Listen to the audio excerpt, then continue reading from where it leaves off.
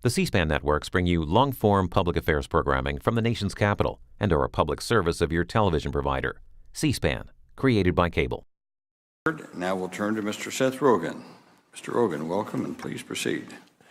Thank you very much for having me, Mr. Chairman, Ranking Member Moran, and the members of the subcommittee. Thank you for the opportunity to testify today and for the opportunity for me to be called an expert at something, because that's cool.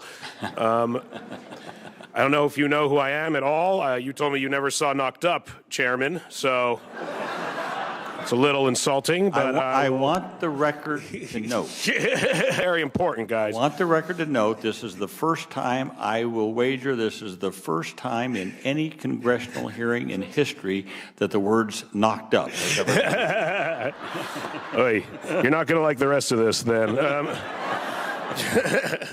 First, I should answer the question I assume many of you are asking. Yes, I'm aware this has nothing to do with the legalization of marijuana.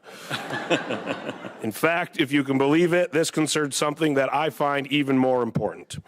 I started dating my wife, Lauren, 9 years ago when her mother was almost 54 years old.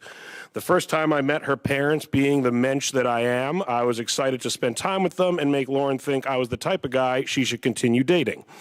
It was this trip, the first time I met my now mother-in-law, that Lauren first admitted to herself and then to me that something was off with her mother.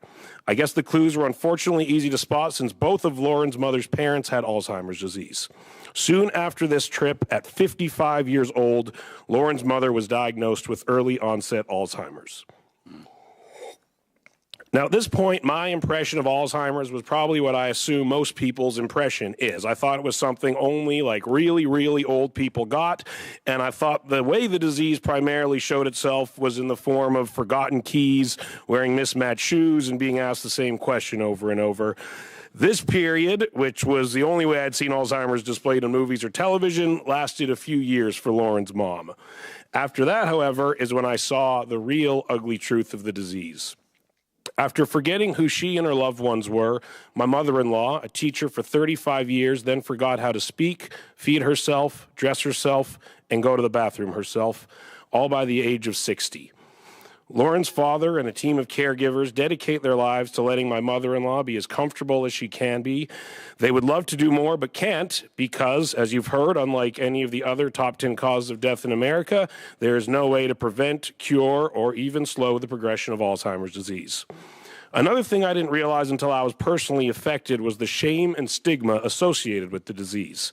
It was before I was born, but I'm told of a time when cancer had a stigma that people were ashamed by. Celebrities and other public figures that were stricken would hide rather than be voices of hope for people in similar situations. And although it's turning, this is currently where we are largely at with Alzheimer's disease, it seems like. And it's because of this lack of hope and shameful stigma that my wife, some friends, and myself decided to actually try and do something to change the situation. We started Hilarity for Charity. Hilarity for Charity is a fund we have as a part of the Alzheimer's Association to raise money to help families struggling with Alzheimer's and support cutting-edge research. That's right. The situation is so dire that it caused me, a lazy, self-involved, generally self-medicated man-child, to start an entire charity organization. It was through this that we felt we weren't just complaining there was nothing to be done, but actively taking steps to do something. Instead of being disappointed that young people were so misinformed about the reality of the disease, we've started to educate them. We recently started a college program that allows university students to hold their own Hilarity for Charity events, and in the month since it started, 18 schools nationwide have signed up to hold events. The fact that we actually got college students to stop playing video games and volunteer their time is a huge accomplishment, especially considering both Xbox One and PlayStation 4 came out this year. I'm sure these people know what I'm talking about. I came here today for a few reasons. One, I'm a huge House of Cards fan. Just marathon the whole thing, had to be here. Two is to say people need more help. I've personally seen the massive amount of financial strain this disease causes, and if the American people ever decide to reject genitalia-driven comedy, I will no longer be able to afford it. Please don't. Therefore, I can't begin to imagine how people with more limited incomes are dealing with this. As you've also heard, studies show that Alzheimer's and related dementia is the most costly condition in the United States. Yes, it's more costly than heart disease in a country where for $1.29 you can get a taco made out of Doritos. They're delicious, but they're not healthy.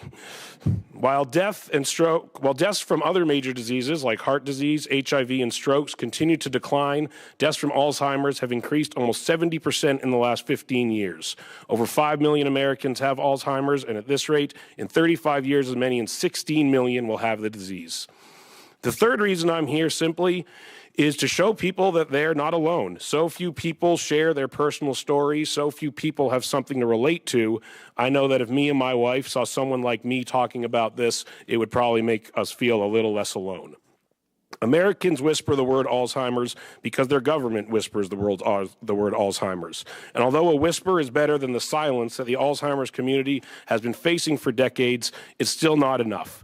It needs to be yelled and screamed to the point that it finally gets the attention and the funding that it deserves and needs. I dream of a day when my charity is no longer necessary and I can go back to being the lazy, self-involved man-child I was meant to be. People look to their government for hope, and I ask that when it comes to Alzheimer's disease, you continue to take more steps to provide some more. I would like to thank the committee again for the opportunity to share my story and to voice my wholehearted support for the continuing work that pursues a cure for Alzheimer's disease. Thank you very much. Thank you, Mr. Rogen. That was great. That was very, very good. Thank you, thank you. Although I'm sorry you had to